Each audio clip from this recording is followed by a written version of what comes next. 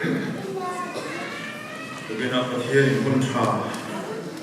nong tam pele hi lein ka ria he kan tu soi hun tu a pitu khioma min som ni ti khania kan ko fransiak tu hian la puang fia thei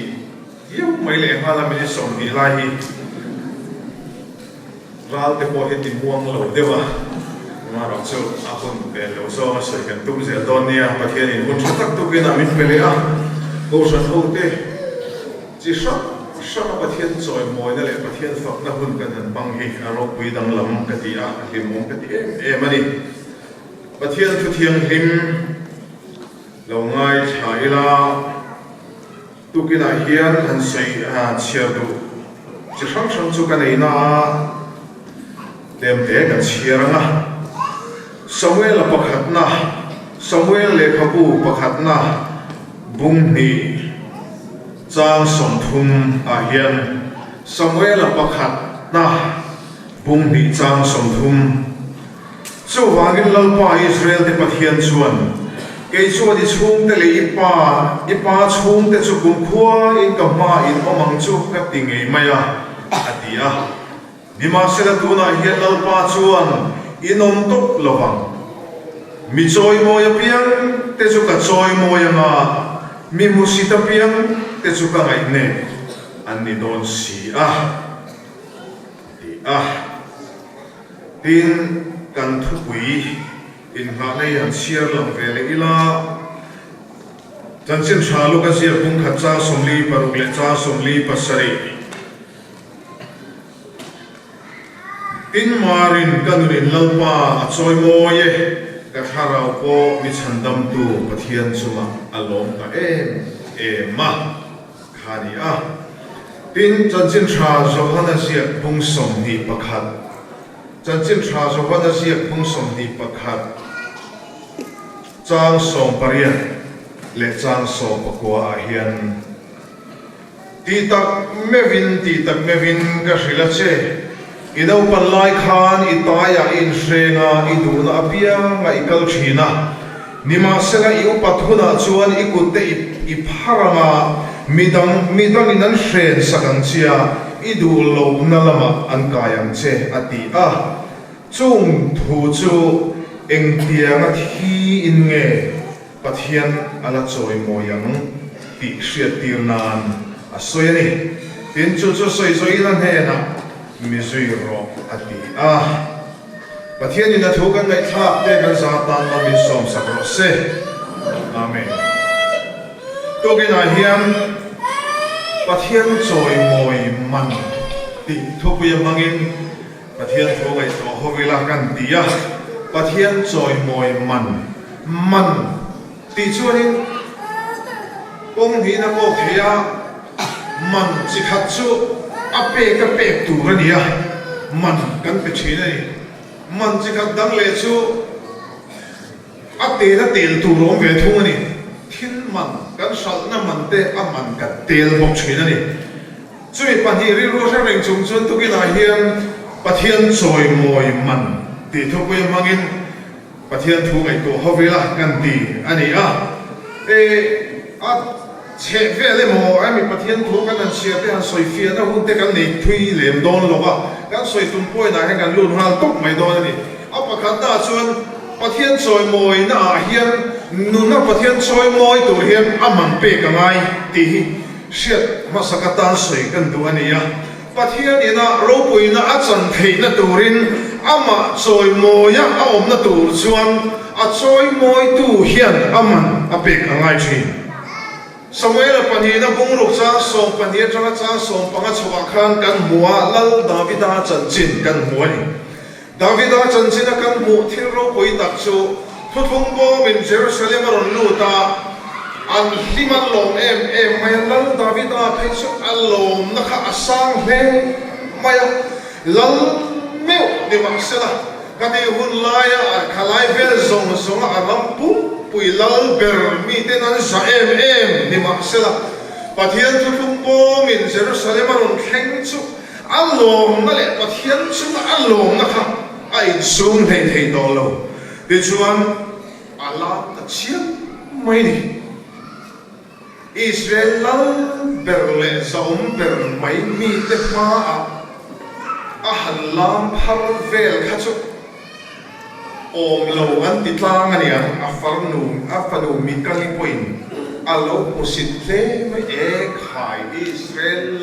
chole bet maya tiri ruku kha da lo ela en mi se chia lo ho te zinga sarua kai lam ta mai dia a posit alo nu isa alo ti ani ti kan mo ani ni ma sa Davida chuan e khai lalpa ma asin ni ka lam ni hei ai ma hian kala sa pui om ma dia lalpa choi moi tur chuan Israel ro pui ber me ko kha mi te ma sa pui om takin a om ani chu voi na hel lalpa hi choi moya om theina turin ke ma ni lama hian mol phote sheom te san te kanin huam vengem pathian choi moya om theina tur hian misingin aman ape ka ngai chin tlom na mol phona pathian choi moya om na tur hian mising lama athena ngai ve fo chi achang chuan mani in hum him du mising kan nia mani in tuam moi du mising kan nia mi te malan moi tum re re ga khos sa chin mising kan nia pathian ai ma hian ke ma di lan sar na tur te hi achang chuan kan nu na alian zo fo chi na ni chumi ni wang chuan ni zana kan soi to an khan kan tuan sal nun le kan khatang nun le kan chet vel na isua alar lo em social media isu alarlo entertainment khavela isu alarlo kan nitin na isu alarlo pathian ba bia in khom ai ron kan khom chin te poi bia kin kan chua sana isu kan soi zui pe lo tam tak chuan ni zana kan soi an khan lali isu hi he khovela hian mitin an ngai san lo na mona po isu tilar tu ni turin ke ni hi chu in pha dia ma ku mual pho po huamin ke mani lama tuar le san po huamin za puyom takin hei aina sa po hian kalak omang Davida na ti an khan za puyom deu te po hian mi ten hei chu achik mange a hun lo pathian thua soi mai an ti tur khop tian lalpa kan choi moi amai chumi tan chuan ke mani lama aman pek angai chinani marinun kan sia ei kan khupuin ha na ber po ania lalpa ne na changat vo big chi bai pu na dong phangat mai khania mari ni ma sala vo big choi moi na ro pui dong tu nun khachu a om len lo ni sing khir na mi da changa khir chuan a tuar na sa e mani ti kan sia mari khan lali so pai tu ani awanga mol pho a tuar na te mi in pasal bol nei lai reng sia nau pai an ti an bu sin tan te chen khati nan thui de te phei chuan marin khatiang a om dan am kha ui re ang tuk de thwa ngai thei ani awangin lunga den bum hiang te po awa hian thim thleng the ni ti te soi ani le te sela lali so alo piala khovel chandam tu mi te mit mua pho chua om thei na tura marin atur na sat se hi voina hin ka soi vek seng lo pathian thu tun tina a om na tu ani don chuan mari hian I thuang se lin ka chunga thleng ro se tin lalpa ro pui na turin ani na zong zong a zaum ve na te a ro pui na te a hlan fai ve kani chu chang chuan lali su Krista khovel chandam tu hi alo piang ni chu ta chuan ani marin kanunin lalpa a choi moye ti testimony a soi thei ta chan chu kanunin lalpa a choi moye ti a soi thei tur chuan lali suwa lan sang na tu le choi moya om thei na tur a chang angaya aman pe angai chinani peteranun a khan tuna kan sirta ka khan Johana chanchin tra Johana sia ka khan lali suwa na soya ka peram te chom ro atia petera hela khan chumi suwa lali suwan petera chung changa soi kha amak dang lamang reng khop maya Nino panlain itaya in senga I do na pia ngai kal thina ni masara tu na chon chu tiang chu ni to don lo I ku ti pharanga mi dangin an hre sakang chianga I du lo na lama an kayam che atia chu ta chon bracket helai bracket chunga soi a thu ro pui lu tu hian ka hian helai bracket chunga hian ti hian chan chen tha siak tu hian na siak ani chung thu chu eng tiang a thi in nge pathian ala choi mo yang ti hriat tir nan asoi ani eng tiang a thi in nge pathian ala choi mo yang ti hriat tir nan helaya a om se ri le me mai chu Peter hi lali suwa vale ala thi mai thei ala tuar bai thei ti lampang hi om lo re ala thi don masala eng tiang takin ge a thi don lali suwa choi moi tu hian ti che hi ni lai hian aron soi tum hi aron ngai tua hi aro pui khop mai ap tuar le tuar lo tur la me mo a thi le thi lo tur la me mo ani lo pathian a choi moi a wanga a thi dan tu chung chang ani helai hena soi ni chu ta chon hey le khasiak tu history la le theologian ro pui em zero mate le katia kun lai bo san ho ko san pa kan ti origin atem he petira chan chin an sia na chuan thin chang tak om a chung cha a hian kal soi vek seng lo ba chunga sia na pakata chuan katia ma o petiran rom khwa ronga bol khan a rom bol katia ti du ta na satak mai ni ro ti du ta na satak mai lo khen tara pha e ma ring tu te tuan na kha rom khwa changin ti du ta na tan san turin a rom tan chua ka ti rom khoda ya chon khatia ko ma kal lai khan hey thula re e mai lo chuak ta hi ko vadis khoya nge I kal don ti a zon na la em mai lo chua na kha alo khen ta ni chu ta chuanin Peter Khanin khatia ti du da na tlan sana rom khop we chwa san mek lai khan lali suanin anin to kan ti lali suanin anin to ka Peter chon lali suan he na khan khoya nge kal don tin azok tani ko vadis chu da lali su chan na chu Jerusalem rom khop ya khen be non le tu rin kal don tin lali suan acha Peter thilung chun amin ana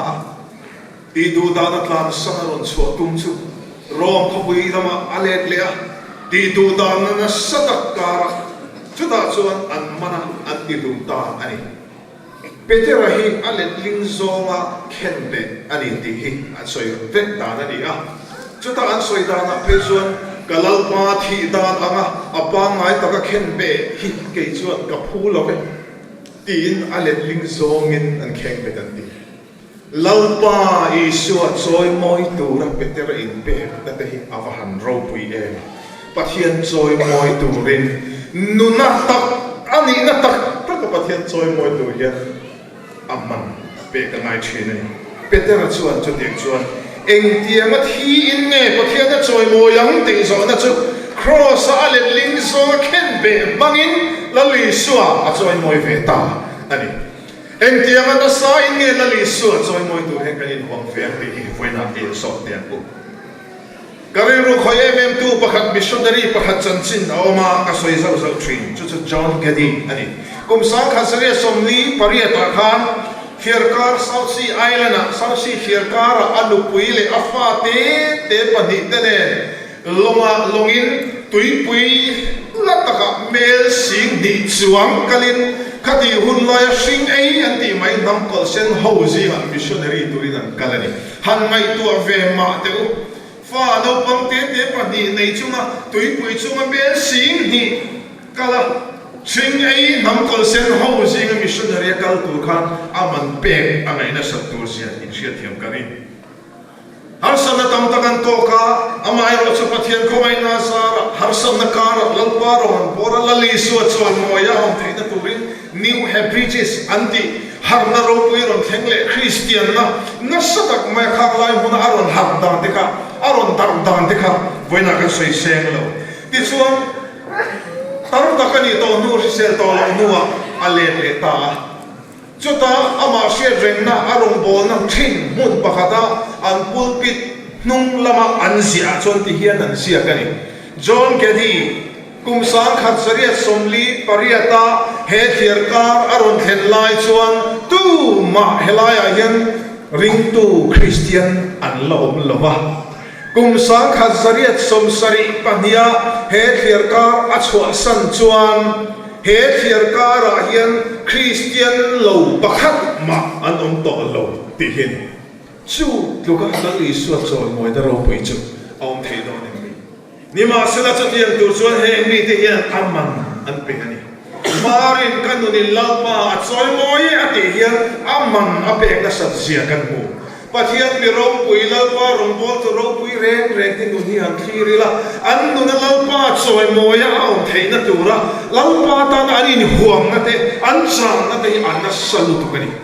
voi na hian eng tiang na sa in nge lalpa choi moi tur hian aman pe kan ngam ve